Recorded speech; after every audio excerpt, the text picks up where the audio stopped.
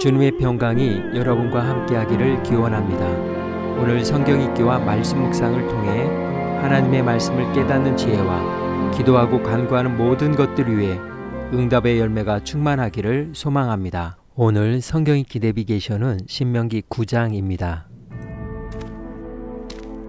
이스라엘아 들으라. 네가 오늘 요단을 건너 너보다 강대한 나라들로 들어가서 그것을 차지하리니 그 성읍들은 크고 성벽은 하늘에 닿았으며 크고 많은 백성은 네가 아는 아낙 자손이라. 그에 대한 말을 네가 들었나니 이르기를 누가 아낙 자손을 능히 당하리오 하거니와 오늘 너는 알라. 네 하나님 여호와께서 맹렬한 불과 같이 네 앞에 나아가신즉 여호와께서 그들을 멸하사 내 앞에 엎드러지게 하시리니 여호와께서 네게 말씀하신 것 같이 너는 그들을 쫓아내며 속히 멸할 것이라. 내 하나님 여호와께서 그들을 내 앞에서 쫓아내신 후에 네가 심중에 이르기를 내 공의로움으로 말미암아 여호와께서 나를 이 땅으로 인도하여 들여서 그것을 차지하게 하셨다 하지 말라. 이 민족들이 악함으로 말미암아 여호와께서 그들을 네 앞에서 쫓아내심이니라. 네가 가서 그 땅을 차지함은 네 공의로 말미암음도 아니며 네 마음이 정직함으로 말미암음도 아니요 이 민족들이 악함으로 말미암아 내 하나님 여호와께서 그들을 네 앞에서 쫓아내심이라. 여호와께서 이같이 하심은 내 조상 아브라함과 이삭과 야곱에게 하신 맹세를 이루려 하심이니라. 그러므로 네가 알 것은 내 하나님 여호와께서 네게 이 아름다운 땅을 기업으로 주신 것이 네 공의로 말미암음이 아니니라. 너는 목이 곧은 백성이니라. 너는 광야에서 내 하나님 여호와를 경노하게 하던 일을 잊지 말고 기억하라. 네가 애굽 땅에서 나오던 날부터 이곳에 이르기까지 늘 여호와를 거역하였으되 호렙산에서 너희가 여호와를 경노하게 하였으므로 여호와께서 진노하사 너희를 멸하려 하셨느니라. 그때 내가 돌판들 곧 여호와께서 너희와 세우신 언약의 돌판들을 받으려고 산에 올라가서 40주 40야를 산에 머물며 떡도 먹지 아니하고 물도 마시지 아니하였더니 여호와께서 두 돌판을 내게 주셨나니 그 돌판의 글은 하나님의 손으로 기록하신 것이요 너희의 총의 날에 여호와께서 산상불 가운데서 너희에게 이르신 모든 말씀이니라. 40주 40야를 지난 후에 여호와께서 내게 돌판 곧 언약의 두 돌판을 주시고 내게 이르시되 일어나 여기서 속히 내려가라. 내가 애굽에서 인도하여 낸 네 백성이 스스로 부패하여 내가 그들에게 명령한 돌을 속히 떠나 자기를 위하여 우상을 부어 만들었느니라. 여호와께서 또 내게 말씀하여 이르시되 내가 이 백성을 보았노라. 보라, 이는 목이 곧은 백성이니라. 나를 막지 말라. 내가 그들을 멸하여 그들의 이름을 천하에서 없애고 너를 그들보다 강대한 나라가 되게 하리라. 내가 돌이켜 산에서 내려오는데 산에는 불이 붙었고 언약의 두 돌판은 내 두 손에 있었느니라. 내가 본즉 너희가 너희의 하나님 여호와께 범죄하여 자기를 위하여 송아지를 부어 만들어서 여호와께서 명령하신 돌을 빨리 떠났기로 내가 그 두 돌판을 내 두 손으로 들어 던져 너희의 목전에서 깨뜨렸노라. 그리고 내가 전과 같이 40주 40야를 여호와 앞에 엎드려서 떡도 먹지 아니하고 물도 마시지 아니하였으니 이는 너희가 여호와의 목전에 악을 행하여 그를 경노하게 하여 크게 죄를 지었음이라. 여호와께서 심히 분노하사 너희를 멸하려 하셨으므로 내가 두려워하였노라. 그러나 여호와께서 그때에도 내 말을 들으셨고 여호와께서 또 아론에게 진노하사 그를 멸하려 하셨으므로 내가 그때에도 아론을 위하여 기도하고 너희의 죄 곧 너희가 만든 송아지를 가져다가 불살라 찢고 티끌같이 가늘게 갈아 그 가루를 산에서 흘러내리는 시내에 뿌렸느니라. 너희가 다베라와 마사와 기브롯 핫다아와에서도 여호와를 경노하게 하였느니라. 여호와께서 너희를 가데스 바냐에서 떠나게 하실 때에 이르시기를 너희는 올라가서 내가 너희에게 준 땅을 차지하라 하시되 너희가 너희의 하나님 여호와의 명령을 거역하여 믿지 아니하고 그 말씀을 듣지 아니하였나니 내가 너희를 알던 날부터 너희가 항상 여호와를 거역하여 왔느니라. 그때 여호와께서 너희를 멸하겠다 하셨으므로 내가 여전히 40주 40야를 여호와 앞에 엎드리고 여호와께 간구하여 이르되 주 여호와여, 주께서 큰 위엄으로 속량하시고 강한 손으로 애굽에서 인도하여 내신 주의 백성 곧 주의 기업을 멸하지 마옵소서. 주의 종 아브라함과 이삭과 야곱을 생각하사 이 백성의 완악함과 악과 죄를 보지 마옵소서. 주께서 우리를 인도하여 내신 그 땅 백성이 말하기를 여호와께서 그들에게 허락하신 땅으로 그들을 인도하여 드릴 만한 능력도 없고 그들을 미워하기도 하사 광야에서 죽이려고 인도하여 내셨다 할까 두려워하나이다. 그들은 주의 큰 능력과 펴신 팔로 인도하여 내신 주의 백성 곧 주의 기업이로소이다 하였노라.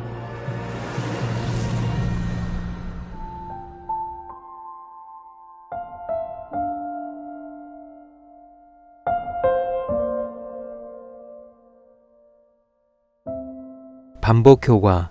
사회 심리학 용어로서 단순히 노출되는 횟수가 많아질수록 그 대상에 대해 호감이 증가하는 현상을 말합니다.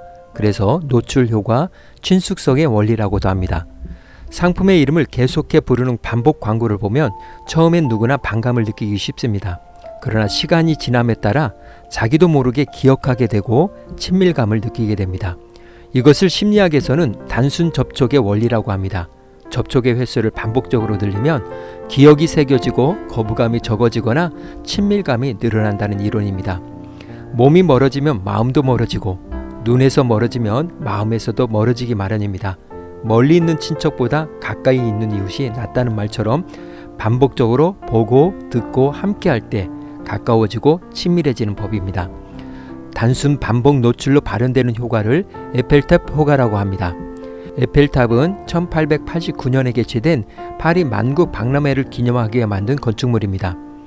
오늘날에는 프랑스와 파리의 대표적 상징물이자 랜드마크로 자리매김하고 있고 전 세계의 관광객을 끌어들이는 효자이지만 초기에는 시민들과 예술가들이 도시 미관을 해치며 어울리지 않을 것이라는 이유로 반대가 극심했습니다.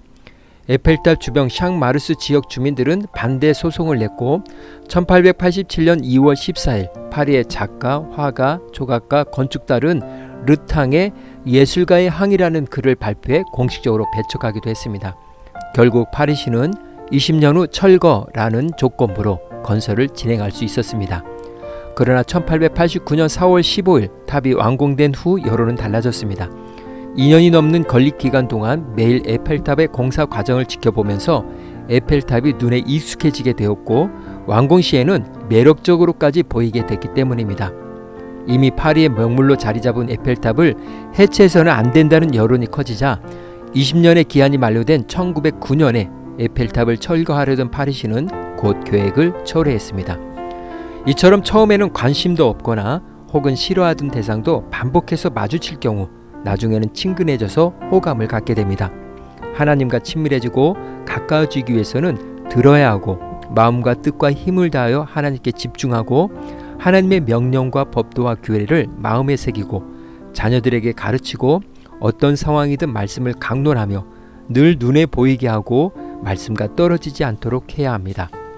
오늘도 모세의 설교는 이스라엘아 들으라, 이스라엘아 순종하라 라는 반복된 말로 잔소리하듯 계속 이어갑니다. 설교의 시작은 이스라엘이 싸워야 할 가나안 족속들은 그들보다 훨씬 강한 민족들로서 그 성읍들은 크고 성벽은 하늘을 찌를 듯하며 아낙 자손 거인들의 후손들이 거주하고 있어 이스라엘의 군사력으로는 상대하기 버거운 상대라고 합니다. 가나안 족속들을 이스라엘이 상대하기 힘든 것은 사실입니다. 그러나 지난 40년의 광야 생활을 통해 배운 진리가 한 가지 있다면 하나님이 그들과 함께 하시면 세상의 그 어떤 적이나 위기도 문제가 없다는 사실입니다. 그들의 조상들은 40년 전에 아낙 자손과 싸우기를 거부하며 하나님을 반역했지만 하나님은 40년 전이나 지금이나 이스라엘을 위해 싸우실 준비가 되어 있으십니다. 그러므로 이스라엘은 하나님의 명령과 법도와 규례를 듣고 행할 것이며 오직 하나님만을 믿고 경외할 것을 강권합니다. 이스라엘이 가나안을 정복할 것은 당연한 결과일 것입니다. 그러나 모세는 이스라엘이 가나안을 정복하게 되면 우쭐해져서 교만해질 것을 염려합니다. 그래서 가나안 전쟁에서 승리하게 될 두 가지 이유를 설명합니다.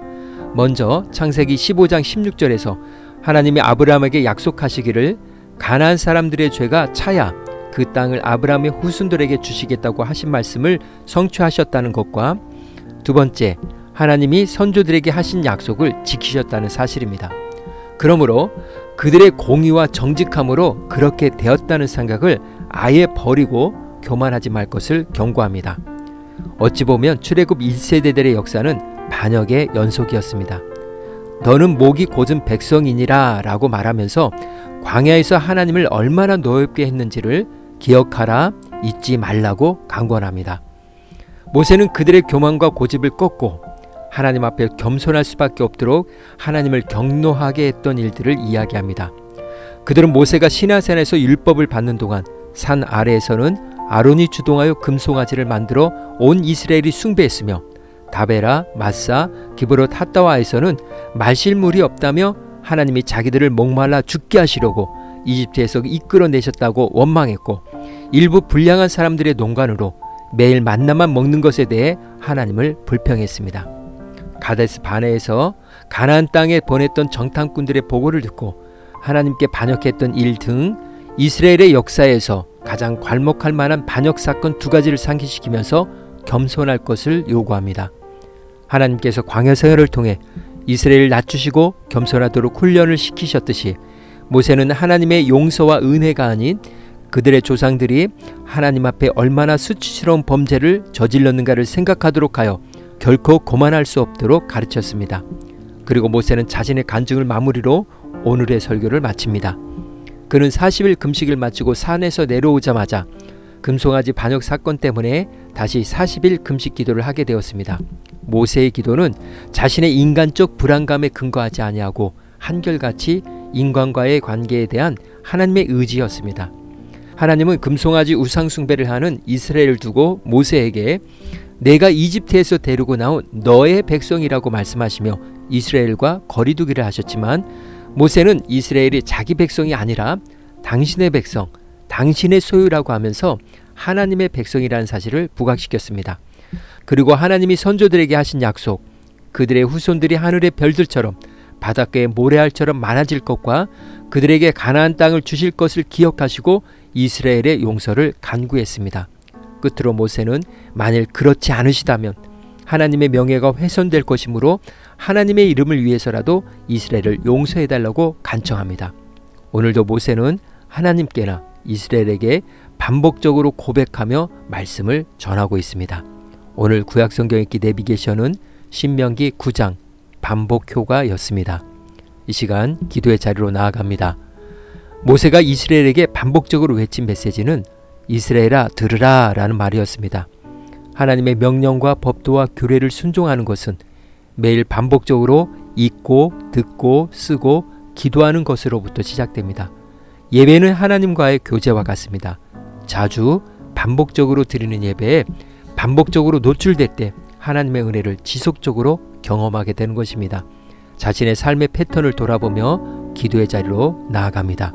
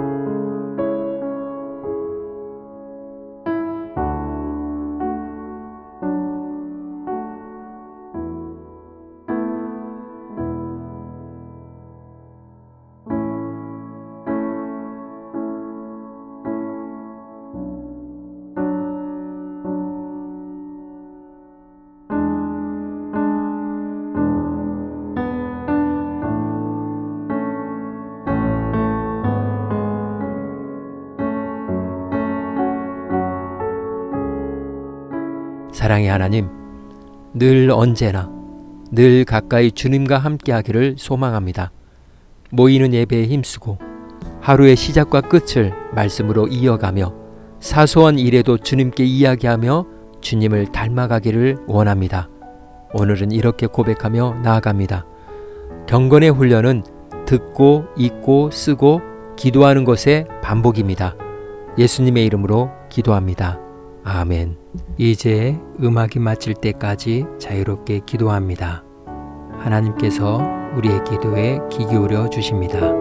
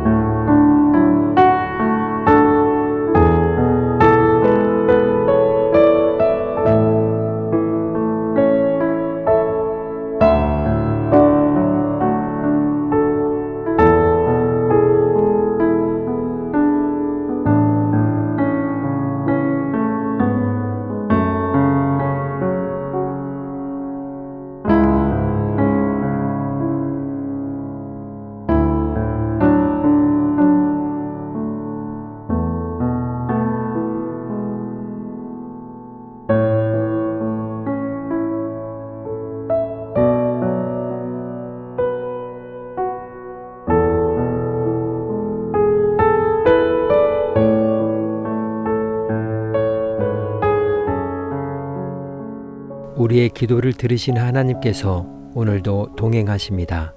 주 안에서 승리하십시오.